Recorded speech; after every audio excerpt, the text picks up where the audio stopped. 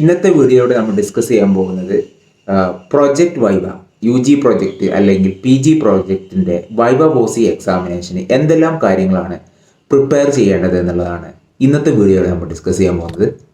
അപ്പോൾ പ്രീവിയസ് വീഡിയോയിൽ നമ്മൾ പ്രൊജക്റ്റ് വൈവ എന്ന് നടക്കും, അതുപോലെ തന്നെ എങ്ങനെ നടക്കും എന്നുള്ള ഒരു വീഡിയോ നമ്മൾ ചെയ്തിട്ടുണ്ടായിരുന്നു. അപ്പോൾ അതിൽ ഞാൻ പറഞ്ഞിട്ടുണ്ടായിരുന്നു അടുത്ത വീഡിയോയിൽ പ്രൊജക്റ്റ് വൈവ എങ്ങനെ പ്രിപ്പയർ ചെയ്യണം എന്നുള്ള ഒരു വീഡിയോ ഞാൻ ചെയ്യാൻ ആഗ്രഹിക്കുന്നുണ്ടെന്നുള്ളത്. അപ്പോൾ നിങ്ങൾ എത്ര ആളുകൾക്ക് അതിൽ താല്പര്യമുണ്ട്, ഇൻട്രസ്റ്റ് ഉണ്ട്, അത്തരം ആളുകൾ കമൻറ്റ് ബോക്സിൽ കമൻറ്റ് ചെയ്യാൻ പറഞ്ഞിട്ടുണ്ടായിരുന്നു. അപ്പോൾ ഒരുപാട് ആളുകൾ ആ ഒരു വീഡിയോ ചെയ്യണം, പ്രൊജക്റ്റ് വൈവൻ്റെ പ്രിപ്പറേഷനായിട്ട് ബന്ധപ്പെട്ട വീഡിയോ ചെയ്യണം എന്ന് പറയുന്നൊരു സജഷൻ കമൻറ്റ് ബോക്സിൽ കണ്ടു. അപ്പോൾ അതിൻ്റെ ബേസിലാണ് ഞാൻ ഈ ഒരു വീഡിയോ ചെയ്യാൻ പോകുന്നത്. ഒരു വൈവ നടക്കുകയാണെങ്കിൽ, അപ്പോൾ അത് UG വൈവ ആണെങ്കിലും PG വൈവ ആണെങ്കിലും അതിൽ ചോദിക്കുന്ന അതിൻ്റെ പ്രൊസീജിയർ എന്ന് പറയുന്നത് ഒരേപോലെ തന്നെ ആയിരിക്കും. ഒരു ഓഫ്ലൈൻ വൈവ ആണെന്നുണ്ടെങ്കിൽ, നമ്മൾ ഫിസിക്കലി പോയിട്ട് ചെയ്യുകയാണെന്നുണ്ടെങ്കിൽ നമ്മൾ എന്തൊക്കെ ശ്രദ്ധിക്കണം ഒന്ന് നോക്കാം. അപ്പോൾ അത് ഓൺലൈൻ ആണെങ്കിലും നിങ്ങൾ അത് തന്നെയാണ് ചെയ്യേണ്ടത്. അപ്പോൾ ഓഫ്ലൈൻ ആണെങ്കിൽ നമ്മൾ തീർച്ചയായിട്ടും ഒരു റൂമിലേക്ക് നമ്മൾ എൻ്റർ ചെയ്യുന്നു. അപ്പോൾ തീർച്ചയായിട്ടും നമ്മൾ ഒരു permission, may I come in sir എന്ന് പറഞ്ഞിട്ട് ഒരു പെർമിഷൻ എടുത്തിട്ട് നമ്മൾ ഉള്ളിലേക്ക് എൻ്റർ ചെയ്യുന്നു. അതിനുശേഷം അവർ എക്സ്റ്റേണൽ എക്സാമിനേഴ്സ് അവർ ഇരിക്കാൻ പറഞ്ഞു കഴിഞ്ഞാൽ നമ്മൾ ആ സീറ്റിൽ ഇരിക്കുന്നു. ഓക്കെ, അതിനുശേഷം ഫസ്റ്റ് നിങ്ങളോട് പറയാൻ സാധ്യതയുള്ളൊരു കാര്യം എന്ന് പറയുന്നത് ഇൻട്രൊഡ്യൂസ് യുവർ സെൽഫ് എന്ന് പറയുന്ന ഒരു ക്വസ്റ്റ്യൻ ആയിരിക്കാം. നിങ്ങളെക്കുറിച്ചൊരു ഇൻട്രൊഡക്ഷൻ, അവർക്ക് അറിയില്ല നിങ്ങൾ എന്താണെന്നുള്ളത്. അപ്പോൾ നിങ്ങളെക്കുറിച്ചൊരു ഇൻട്രൊഡക്ഷൻ നിങ്ങൾ കൊടുക്കുക എന്നുള്ളതാണ്. അപ്പോൾ നിങ്ങളുടെ പേരെന്താണ്, എവിടെ നിന്ന് വരുന്നു, എവിടേക്കാണ് നിങ്ങൾ പഠിച്ചത്, +2, ഡിഗ്രി, അതുപോലെ തന്നെ നിങ്ങളെ വീട്ടിലായിരിക്കണം. അപ്പോൾ അതൊരു നിങ്ങളെക്കുറിച്ചുള്ളൊരു ഒരു അവയർനെസ്, ഒരു സെൽഫ് ഇൻട്രൊഡക്ഷൻ നിങ്ങൾ അവിടെ കൊടുക്കുക. അതിനുശേഷം തീർച്ചയായിട്ടും പിന്നെ പ്രൊജക്റ്റിലേക്കാണ് വരിക. നിങ്ങൾ ആ ഒരു ചെയ്തു വെച്ചിട്ടുള്ള പ്രൊജക്റ്റ് അവരുടെ കയ്യിലൊരു കോപ്പി ഉണ്ടാവും. അപ്പോൾ ഫസ്റ്റ് ക്വസ്റ്റ്യൻ നിങ്ങൾക്ക് ചിലപ്പോൾ ചോദിക്കാവുന്നത് please summarise about your project എന്നുള്ളതായിരിക്കാം. നിങ്ങൾ പ്രൊജക്റ്റിനെ കുറിച്ചുള്ള ഒരു സമ്മറി നിങ്ങൾ പറയാൻ വേണ്ടി പറയാം മേ ബി. അപ്പോൾ നിങ്ങൾ ചെയ്യേണ്ടതെന്ന് വെച്ചാൽ എന്താണ് നിങ്ങളുടെ ടോപ്പിക് എന്നുള്ളത് നിങ്ങൾ പറയാം. നമുക്ക് ടോപ്പിക് ഉണ്ടാവും, ടോപ്പിക്ക് പറയാം. അതുപോലെ തന്നെ ഒരു പുതിയ ഇന്നോവേറ്റീവ് ടോപ്പിക് ആണെങ്കിൽ അതിനൊരു ഇൻട്രഡക്ഷൻ കൊടുക്കുക. എന്താണ് ആ ടോപ്പിക് എന്നുള്ളൊരു ഇൻട്രഡക്ഷൻ കൊടുക്കുക. അതിനുശേഷം നിങ്ങൾ എന്ത് ചെയ്യുക, ഇതിൻ്റെ objectives objectives of your study. അപ്പോൾ 2-3 ഒബ്ജക്റ്റീവ്സ് ഒക്കെ ഉണ്ടാവും. അപ്പോൾ ഒബ്ജക്റ്റീവ്സ് നിങ്ങൾ പറയാം. അപ്പോൾ അത് നിങ്ങൾ ഒരിക്കലും ബുക്കിൽ നോക്കിയോ അല്ലെങ്കിൽ പ്രൊജക്റ്റിൽ നോക്കിയിട്ടോ പേപ്പറിൽ നോക്കിയിട്ടോ പറയരുത്. നിങ്ങൾ സ്വന്തമായിട്ട് കാണാതെ തന്നെ പഠിച്ചു വെക്കുക. ഓക്കെ, ദെൻ ഒബ്ജക്റ്റീവ്സ് നിങ്ങൾ പറഞ്ഞതിന് ശേഷം അടുത്തത് നിങ്ങളായിട്ട് പറയേണ്ടത് മെത്തഡോളജി പാർട്ടാണ്. ഓക്കെ, നിങ്ങൾ റിസർച്ച് മെത്തഡോളജി പാർട്ടാണ് പറയേണ്ടത്. അപ്പോൾ റിസർച്ച് മെത്തഡോളജി എന്ന് പറയുമ്പോൾ നിങ്ങൾക്കറിയാം നിങ്ങൾ ഏത് ഏരിയയാണ് സെലക്ട് ചെയ്തിട്ടുള്ളത്. ഇപ്പോൾ കണ്ണൂരാണെങ്കിൽ കണ്ണൂർ, അതേപോലെ മലപ്പുറമാണ് മലപ്പുറം, അതാണ് നിങ്ങളെ പോപ്പുലേഷൻ. അവിടെയുള്ള ആളുകൾ, അവിടെയുള്ള കസ്റ്റമേഴ്സാണ് നിങ്ങളെ പോപ്പുലേഷൻ എന്ന് പറയുന്നത്. അപ്പോൾ പോപ്പുലേഷനെ കുറിച്ച് പറയാം. അതുപോലെ തന്നെ എത്ര സാമ്പിൾ എടുത്തു, 100 സാമ്പിളാണോ 50 സാമ്പിളാണോ, അപ്പോൾ എത്ര സാമ്പിൾ എടുത്തു. അതേപോലെ തന്നെ ഈ സാമ്പിൾ എങ്ങനെയാണ് നിങ്ങൾ കളക്ട് ചെയ്തതെന്നുള്ളതാണ്. ഇപ്പോൾ ഈ സാമ്പിൾ കളക്ട് ചെയ്യാൻ നമുക്ക് റാൻഡം സാമ്പിളിംഗ് മെത്തേഡ് ഉണ്ട്, അതുപോലെ തന്നെ നോൺ റാൻഡം സാമ്പിളിംഗ് മെത്തേഡ് ഉണ്ട്. അപ്പോൾ റാൻഡം സാമ്പിളിങ്ങിനെ നമുക്കറിയാം simple random sampling, systematic sampling, multi stage sampling. Non random sampling ആണെങ്കിൽ കൺവീനിയൻസ് സാമ്പിളിങ്, അതുപോലെ കോട്ട സാമ്പിളിങ്, സ്നോബോൾ സാമ്പിളിങ്, ഇതൊക്കെ നോൺ റാൻഡം സാമ്പിളിംഗ് വരുന്നതാണ്. അപ്പോൾ ഏത് സാമ്പിളിംഗ് ആണ് നിങ്ങൾ എടുത്തതെന്നുള്ളത് നിങ്ങളവിടെ പറയാം. അപ്പോൾ സാധാരണ കൺവീനിയൻസ് സാമ്പിളിംഗ് ആയാലും മതി, നമ്മുടെ ഇഷ്ടത്തിനനുസരിച്ച് നമുക്ക് എടുക്കാം. അപ്പോൾ അത് ഏതാണെന്നുള്ളത് നിങ്ങളൊന്ന് പറയാം. അതിന് ശേഷം നമ്മൾ ഏത് ടൂളാണ് ഡാറ്റ കളക്ഷന് വേണ്ടിയിട്ട് ഉപയോഗിച്ചതെന്നുള്ളതാണ്. ഇപ്പോൾ നമ്മൾ ക്വസ്റ്റ്യനർ ഉപയോഗിക്കാം, അല്ലെങ്കിൽ നമ്മൾ ഇത് ഉപയോഗിക്കാം, ഷെഡ്യൂൾ ഉപയോഗിക്കാം. അപ്പോൾ ഏത് മെത്തേഡാണ് ഉപയോഗിച്ചിട്ടാണ്, ഏത് ടൂൾ ഉപയോഗിച്ചിട്ടാണ് ഈ ഒരു ഡാറ്റ കളക്ഷൻ നടത്തിയത് എന്നുള്ള ഒരു കാര്യം പറയാം.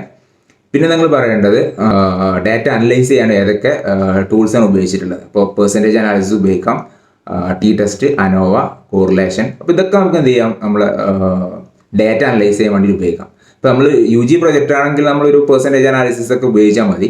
പക്ഷേ ഒരു PG പ്രൊജക്റ്റ് ആണെന്നുണ്ടെങ്കിൽ നിങ്ങൾ പെർസെൻറ്റേജ് അനാലിസിനൊപ്പം തന്നെ T-ടെസ്റ്റോ അനോവയോ കോറിലേഷനോ അപ്പോൾ ഇതും കൂടി യൂസ് ചെയ്തിട്ടുണ്ടാവും. അപ്പോൾ അത് എന്താണെന്നുള്ളത് നിങ്ങൾ അതിൽ മെൻഷൻ ചെയ്യുക. അപ്പോൾ ഇതൊക്കെയാണ് മെത്തഡോളജി പാർട്ടിൽ നിങ്ങൾ പറയേണ്ടത്. അപ്പോൾ പോപ്പുലേഷന്, സാമ്പിളിങ്, ഏത് മെത്തേഡ് ഉപയോഗിച്ചിട്ട് സാമ്പിൾ സെലക്ട് ചെയ്തു, അതുപോലെ തന്നെ ഡാറ്റ കളക്ഷൻ ഉപയോഗിച്ച ടൂൾ ഏതാണ്, അതുപോലെ തന്നെ അനാലിസിസിന് ഉപയോഗിച്ച ടൂൾ ഏതൊക്കെയാണ്. അപ്പോൾ ഇതൊക്കെയാണ് മെത്തഡോളജി പാർട്ടിൽ നിങ്ങൾ പറയേണ്ടത്. ഓക്കെ, പിന്നെ നിങ്ങൾ പോകേണ്ടത് ഫൈൻഡിങ്സിലേക്കാണ്.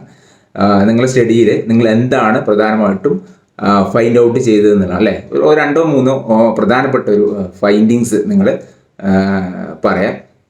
അതിനുശേഷം നിങ്ങൾക്കൊരു സജഷൻ ഉണ്ടാവില്ലേ, അല്ലെങ്കിൽ ഒരു റെക്കമെൻഡേഷൻ ഉണ്ടാവും. നിങ്ങൾ ഫൈൻഡിങ്സിൻ്റെ ബേസിൽ നിങ്ങൾ എന്താണ് സജസ്റ്റ് ചെയ്യുന്നത്, എന്താണ് റെക്കമെൻഡ് ചെയ്യുന്നത് എന്നുള്ളത് അത് പറയാം. അതുപോലെ ജസ്റ്റ് ഒന്ന് ഒരു കൺക്ലൂഷൻ, 1-2 സെൻറ്റൻസിൽ ഒരു കൺക്ലൂഷനും പറയാം. അപ്പോൾ ഇതാണ് എന്ത് ഒരു നിങ്ങളുടെ പ്രൊജക്റ്റിനെ കുറിച്ച് ഒരു സമ്മറൈസ് ചെയ്യുക എന്ന് പറഞ്ഞു കഴിഞ്ഞാൽ നിങ്ങൾ ചെയ്യേണ്ടത്. ഓക്കെ, അതേപോലെ തന്നെ നിങ്ങൾ പ്രൊജക്റ്റിൻ്റെ ഓരോ പാർട്ടായിട്ടുള്ള ക്വസ്റ്റ്യൻ നിങ്ങൾക്ക് എക്സ്പെക്ട് ചെയ്യാം. അതായത് what are the objectives of your study, നിങ്ങളെ സ്റ്റഡി ഒബ്ജക്റ്റീവ്സ് എന്തൊക്കെയാണെന്നുള്ളത്. ഇപ്പോൾ 2-3 ഒബ്ജക്റ്റീവ്സ് ഉണ്ടെങ്കിൽ അത് കറക്റ്റായിട്ട് നിങ്ങൾ ഒരു എക്സ്റ്റേണൽ എക്സാമിനർക്ക് പറഞ്ഞു കൊടുക്കണം. അത് ഞാൻ ഒരിക്കൽ കൂടി പറയണം, ഒരിക്കലും നിങ്ങൾ ഒരു പേപ്പർ നോക്കിയിട്ടോ പ്രൊജക്റ്റ് നോക്കിയിട്ടോ നിങ്ങൾ പറഞ്ഞു കൊടുക്കരുത്. നിങ്ങൾക്ക് സ്വന്തമായിട്ട് കാണാതെ പഠിച്ച് പറയാൻ പറ്റുമെങ്കിൽ അതാണ് ഏറ്റവും ബെറ്റർ എന്ന് പറയുന്നത്. അതുപോലെ തന്നെ മറ്റൊരു ക്വസ്റ്റ്യൻ എന്ന് പറയുന്നത് please explain about your research methodology part. നിങ്ങളെ റിസർച്ച് മെത്തഡോളജി പാർട്ടിനെ കുറിച്ച് എക്സ്പ്ലെയിൻ ചെയ്യാൻ പറയും. അപ്പം നിങ്ങൾ ഞാൻ നേരത്തെ പറഞ്ഞ പോലെ നിങ്ങളെ പോപ്പുലേഷൻ ഏതാണ്, സാമ്പിൾ എങ്ങനെയാണ് എടുത്തത്, ഏതൊക്കെ ഡാറ്റ കളക്ഷൻ ടൂളാണ് ഉപയോഗിച്ചത്, അതുപോലെ തന്നെ ഡാറ്റ അനാലിസിസ് ചെയ്യാൻ വേണ്ടിയിട്ട് എന്തൊക്കെ ടൂൾ ഉപയോഗിച്ചു, ഈ കാര്യങ്ങളൊക്കെയാണ് നിങ്ങൾ റിസർച്ച് മെത്തഡോളജിയിൽ നിങ്ങൾ പറയേണ്ടത്. അതേപോലെ തന്നെ നിങ്ങളോട് ചോദിക്കാവുന്ന ഒരു ക്വസ്റ്റ്യൻ ആണ് what are the main findings of your study. നിങ്ങളുടെ സ്റ്റഡീൻ്റെ ഒരു പ്രധാനപ്പെട്ട ഫൈൻഡിങ് എന്താണെന്നുള്ളത്. അത് 2 ഫൈൻഡിങ്സ് ഉണ്ടെങ്കിൽ നമുക്ക് 2 ഫൈൻഡിങ്സ് പറയാം. അപ്പോൾ ഏത് സ്റ്റഡിക്ക് ഒരു പ്രധാനപ്പെട്ട ഒരു ഫൈൻഡിങ് ഉണ്ടാവും അല്ലേ. അപ്പോൾ അത് നിങ്ങൾ പറയാം, ഇതാണ് എൻ്റെ സ്റ്റഡീൻ്റെ ഒരു പ്രധാനപ്പെട്ട ഫൈൻഡിങ്സ് അല്ലെങ്കിൽ 2 ഫൈൻഡിങ്സ് എന്നുള്ളത് നിങ്ങൾക്ക് കറക്റ്റ് പറയാൻ പറ്റണം. അതുപോലെ തന്നെ നിങ്ങളുടെ സജഷൻസ് ചോദിക്കാം. എന്താണ് നിങ്ങൾ ഇതിൽ നിന്നും ഈ ഫൈൻഡിങ്സിൻ്റെ ബേസിൽ എന്ത് സജഷനാണ് നിങ്ങൾ കൊടുക്കാൻ പോകുന്നത്. കാരണം നിങ്ങളുടെ സ്റ്റഡീൻ്റെ പ്രധാനപ്പെട്ട ഒരു കാര്യം എന്ന് പറയുന്നത് നിങ്ങൾ എന്തെങ്കിലും ഒരു സജഷൻ കൊടുക്കാൻ, എന്തെങ്കിലും റെക്കമെൻഡേഷൻ കൊടുക്കാൻ വേണ്ടിയിട്ടായിരിക്കും നിങ്ങൾ സ്റ്റഡി ചെയ്യുന്നത് അല്ലേ. കസ്റ്റമേഴ്സിന് എന്തെങ്കിലും റെക്കമെൻഡേഷൻ കൊടുക്കാനായിരിക്കും. അപ്പോൾ എന്താണ് നിങ്ങൾ ഈ സ്റ്റഡിയിൽ നിന്ന് എന്ത് റെക്കമെൻഡേഷനാണ്, എന്ത് സജഷനാണ് നിങ്ങൾ കൊടുക്കാൻ പോകുന്നത് എന്നുള്ള ഒരു സജഷനും കൂടി നിങ്ങൾ ചോദിച്ചു കഴിഞ്ഞാൽ നിങ്ങൾ പറയണം. ഓക്കെ, അപ്പോൾ ഇതൊക്കെയാണ് ഈ രൂപത്തിലുള്ള ക്വസ്റ്റ്യൻസ് ഒക്കെയാണ് പ്രതീക്ഷിക്കാവുന്നത്. പിന്നെ അതേപോലെ തന്നെ പ്രധാനപ്പെട്ട മറ്റൊരു ക്വസ്റ്റ്യൻ എന്ന് പറയുന്നത് what is your research gap. What is your research gap എന്ന് പറയുന്ന ക്വസ്റ്റ്യൻ ആണ്. അപ്പോൾ റിസർച്ച് ഗ്യാപ്പ് എന്ന് പറഞ്ഞാൽ ഒന്നുമില്ല, നിങ്ങൾ പ്രീവിയസ് സ്റ്റഡീസും അതായത് നിങ്ങളുടെ ടോപ്പിക്കിലുള്ള പ്രീവിയസ് സ്റ്റഡീസും അതുപോലെ തന്നെ നിങ്ങൾ ചെയ്യുന്ന സ്റ്റഡിയും തമ്മിലുള്ള ഡിഫറൻസ് എന്താണെന്നുള്ളതാണ്. ഇപ്പോൾ എക്സാമ്പിൾ പറയുകയാണെങ്കിൽ ഇലക്ട്രോണിക് ബാങ്കിങ് എന്ന് പറയുന്ന ഒരു ടോപ്പിക്കാണ് നിങ്ങൾ ചെയ്യുന്നത്. ഇലക്ട്രോണിക് ബാങ്കിങ് എന്ന് പറയുന്ന ടോപ്പിക്ക്. അപ്പോൾ ഈ ടോപ്പിക്ക് എന്ന് പറഞ്ഞാൽ ഒരുപാട് ആളുകൾ ലോകത്തിൻ്റെ പല ഭാഗത്തു നിന്നുള്ള ആളുകൾ ഈ ടോപ്പിക്ക് ചെയ്തിട്ടുണ്ടാവും. അതേ ടോപ്പിക്ക് തന്നെയാണ് നിങ്ങളും ചെയ്യുന്നത്. പക്ഷേ അതിൽ നിന്ന് വ്യത്യാസം ഉണ്ടാവണം എന്നുള്ളതാണ്. അപ്പോൾ അതെന്താണ് വ്യത്യാസം എന്നുള്ളതാണ് നിങ്ങൾ പറയേണ്ടത്.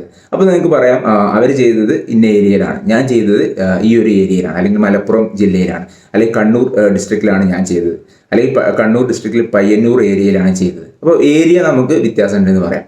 അല്ലെങ്കിൽ അവരെടുത്ത വേരിയബിൾസ് എന്ന് പറയുന്നത് ഡിഫറെൻ്റ് ആണ്, ഞാൻ എടുത്ത വേരിയബിൾസ് എന്ന് പറയുന്നത് ഡിഫറെൻ്റ് ആണ്. അപ്പോൾ ഈ രൂപത്തിലുള്ള ഒരു വേരിയേഷനാണ് നമ്മളവിടെ പറയേണ്ടത്. അതായത് റിസർച്ച് ഗ്യാപ്പ് ചോദിച്ചു കഴിഞ്ഞാൽ നിങ്ങളെ ടോപ്പിക്കിൽ മുന്നേ ചെയ്ത സ്റ്റഡീസും അതേപോലെ തന്നെ നിങ്ങളെ സ്റ്റഡിയും തമ്മിൽ എങ്ങനെ വ്യത്യാസപ്പെട്ടിരിക്കുന്നു എന്നുള്ളതാണ് നിങ്ങൾ റിസർച്ച് ഗ്യാപ്പിൽ പറയേണ്ടത്. അപ്പോൾ ഇതാണ് റിസർച്ച് ഗ്യാപ്പിൽ പറയേണ്ടത്. അതേപോലെ തന്നെ നിങ്ങൾ കോമൺ ആയിട്ട് ചെയ്യേണ്ട ഒരു കാര്യം എന്ന് പറയുന്നത് നിങ്ങളൊരു പ്രൊജക്റ്റ് എന്ന് പറയുന്നത് നിങ്ങൾ ഫുള്ളായിട്ട് നിങ്ങൾ വായിച്ചു നോക്കണം അല്ലേ. അറ്റ്ലീസ്റ്റ് ഒരു തവണയെങ്കിലും എന്ത് ചെയ്യണം, നിങ്ങളുടെ പ്രൊജക്റ്റ് എന്ന് പറയുന്നത് ഫസ്റ്റ് മുതൽ അവസാനം വരെ നിങ്ങളൊന്ന് പഠിച്ച് നോക്കാം, അല്ലെങ്കിൽ ഒന്ന് വായിച്ച് നോക്കണം. കാരണം പല ആളുകളും വൈവ നടത്തുന്ന സമയത്ത് അതിൽ ചില ക്വസ്റ്റ്യൻസ് ചോദിച്ചു കഴിഞ്ഞാൽ അവർ എഴുതി വെച്ചതായിരിക്കും, പക്ഷേ അവരതിനെക്കുറിച്ച് കേട്ടിട്ടേ ഉണ്ടാവില്ല. അപ്പോൾ അങ്ങനത്തെ രൂപത്തിലുള്ള ആവരുത് എന്നുള്ളതാണ്. അപ്പോൾ നിങ്ങളെ ഒരു പ്രൊജക്റ്റ് ഫുള്ളായിട്ട് തന്നെ ഒരു തവണയെങ്കിലും ഒന്ന് വായിച്ച് നോക്കുക. അപ്പോൾ ഇത്രയൊക്കെയാണ് പ്രൊജക്റ്റുമായി ബന്ധപ്പെട്ട് നിങ്ങൾ പ്രിപ്പറേഷനിൽ പെടുത്തേണ്ടത്. പിന്നെ പ്രൊജക്റ്റിൻ്റെ ഒപ്പം തന്നെ നിങ്ങൾക്ക് സബ്ജക്റ്റുമായി ബന്ധപ്പെട്ട ക്വസ്റ്റ്യൻസും ചോദിക്കാം. ഒരുപാട് സബ്ജക്റ്റുകൾ പഠിക്കുന്നുണ്ടാവും. അപ്പോൾ ആ സബ്ജക്റ്റ് ഏരിയയിൽ നിന്നുള്ള ക്വസ്റ്റ്യൻസ് നിങ്ങൾക്ക് പ്രതീക്ഷിക്കാം. അത് ചിലപ്പം നിങ്ങളുടെ ഫേവറേറ്റ് സബ്ജക്റ്റ് ചോദിച്ചിട്ട് അതിൽ നിന്നുള്ളൊരു ക്വസ്റ്റ്യൻ നിങ്ങൾക്ക് എക്സ്പെക്ട് ചെയ്യാം. അല്ലെങ്കിൽ ഏതെങ്കിലും ഒരു സബ്ജക്റ്റ് എടുത്തിട്ട് ആ ഒരു എക്സാമിനർ അവർക്ക് ഇഷ്ടമുള്ള ഒരു ക്വസ്റ്റ്യൻ ചോദിക്കാം. അപ്പോൾ എന്തായാലും നിങ്ങൾ എക്സാമിന് പഠിക്കുന്നുണ്ടാവും. അപ്പോൾ അതേ ക്വസ്റ്റ്യൻസ് തന്നെ ഒന്നുകൂടി നിങ്ങൾ ആ ഒരു സബ്ജക്റ്റ് ഒന്നും കൂടെ പഠിച്ചിട്ട് അതിലൂടെ നിങ്ങൾക്ക് പറയാൻ പറ്റും എന്തായാലും. അപ്പോൾ അത്തരം സബ്ജക്റ്റിൽ നിന്നുള്ള ക്വസ്റ്റ്യൻസ് നിങ്ങൾക്ക് എക്സ്പെക്ട് ചെയ്യാം. അപ്പോൾ ഇത്രയൊക്കെയാണ് പ്രൊജക്റ്റ് പ്രിപ്പറേഷനായിട്ട് ബന്ധപ്പെട്ട് എനിക്ക് പറയാനുള്ളത്. അപ്പോൾ ഇത്തരം യൂസ്ഫുൾ ആയിട്ടുള്ള വീഡിയോസ് വീണ്ടും ലഭിക്കുന്നതിന് വേണ്ടിയിട്ട് ചാനൽ സബ്സ്ക്രൈബ് ചെയ്യുക. അതോടൊപ്പം തന്നെ തൊട്ടടുത്ത് കാണുന്ന ബെല്ലൈക്കണും കൂടി ഒന്ന് എനേബിൾ ചെയ്ത് വെക്കുക. അപ്പോൾ അടുത്ത വീഡിയോയിൽ വീണ്ടും കാണാമെന്ന പ്രതീക്ഷയോടെ നന്ദി, നമസ്കാരം.